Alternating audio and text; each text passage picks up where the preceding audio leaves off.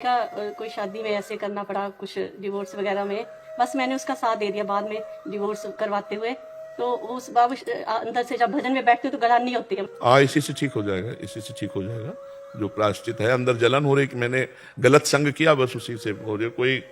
पर हमें चाहिए कभी सबसे प्रार्थना, क्योंकि लाखों लोग सुनते हैं, यदि हमारी वाणी से किसी, भले भाई हो या कोई हो, अगर गृहस्थी बसती है तो हमें दोनों को एक दूसरे के प्रति प्यार बढ़ाने वाली बात कहनी चाहिए, एक दूसरे के प्रति क्षमा वाली बात कहनी चाहिए। नहीं तो मानो डिवोर्स हो गया, संबंध विच्छेद हो गया, तो वो भी किसी और पुरुष का वर्णन करेगी, व्यभिचार दोष, वो भाई भी वो दूसरा करेगा तो वो भी व्यभिचार दोष, अपवित्रता बढ़ती चली जाएगी।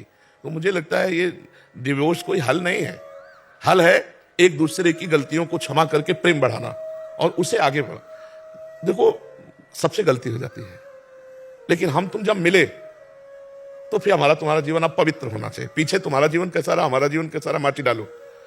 पीछे के जीवन को नहीं खोदना चाहिए, क्योंकि अब हमारा आपका नया जीवन चल, तो अब आज से हम आपके, आप हमारे। अब जो कुछ स्वभाव में गलतियां हैं, उन गलतियों को एक दूसरे की क्षमा करके अगर प्रेम में, ये डिवोर्स हमने गांव में तो कभी सुना ही नहीं, गांव में कभी नहीं सुना।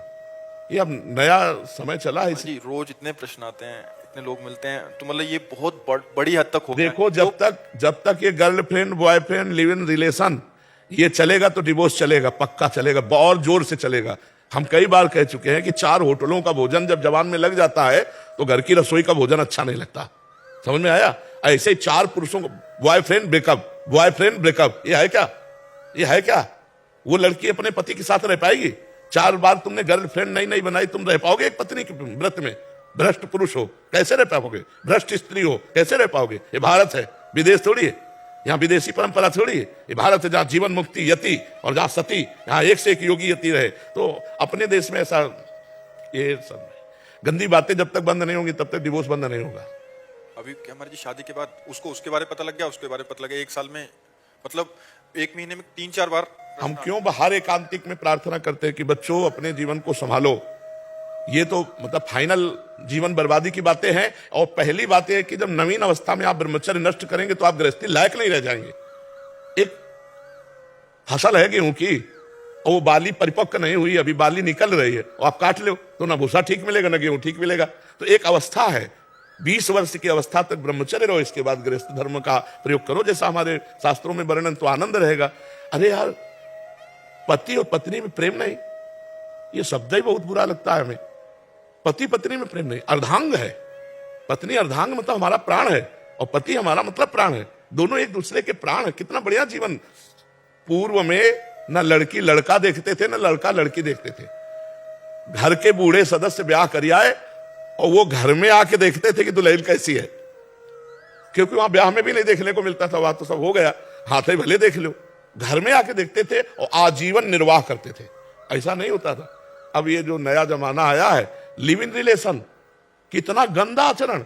अरे ये शरीर है, पवित्र शरीर होकर के अगर हम अपने पति को समर्पित होती हैं तो जीवन, संतानें कैसी होंगी? बड़ी विवेकवान पवित्र। अब यही सब छोटे छोटे बच्चे हो रहे, गंदे आचरण सीख रहे हैं, मोबाइल में गंदी बातें सीख रहे हैं। अभी डिवोर्स नहीं होगा और क्या होगा? ये छोटी अवस्था से जो बच्चे हस्त में तुम गंदी बातें कर रहे हैं ना, सामर्थ्य नहीं रह जाती उनको गृहस्थी के लायक। इसलिए सबसे प्रार्थना है, अपने जीवन को कम से कम मनुष्यत्व में ले आओ। पशुत्व से, राक्षस से हटाकर मनुष्य। राक्षस का मतलब क्या होता है? जो अपने प्राणों का पोषण करने की केवल सोचे, अपनी वासनाओं के भोगने की सोचे, उसे राक्षस कहते हैं। और जो दूसरों को सुख देने की भावना करे, इसे मनुष्यत्व कहते हैं। फिर आगे तो देवत्व और संतत्व और भगवत स्वरूप तो और आगे के, पहले मनुष्य बन जाओ। पर हित करने की भावना, हम कह रहे हैं, बार बार कहते हैं, लड़की लड़का दोस्त बनाना पाप नहीं है। बनाओ दोस्त। क्या अपनी बहन के साथ घर में नहीं रहते क्या? ऐसे रहो। जब पाणी ग्रहण हो जाए माता पिता की सम्मति से, तब पति पत्नी की तरह रहो। पहले तुम गंदे आचरण क्यों करते हो? अब वो समय नहीं रहेगा। हमारी बात मतलब शायद है कोई माने नहीं, तो ऐसा समय रह गया कि नए बच्चे कहते हैं आकर, अगर गर्लफ्रेंड ना हो तो हमारे दोस्त हमको नीचा दिखाते हैं। अगर फ्रेंड ना हो, गंदे आचरण ना करो, तो कहते हैं पुराने जमाने का बड़ा भगत है, हमको नीचा दिखाते हैं। तो अब समय बहुत मलिनता की तरफ जा रहा है, और इसीलिए प्रयासरत हैं कि अगर हमारे नौजवान सुधर जाए तो भारत का भविष्य सुधर जाए।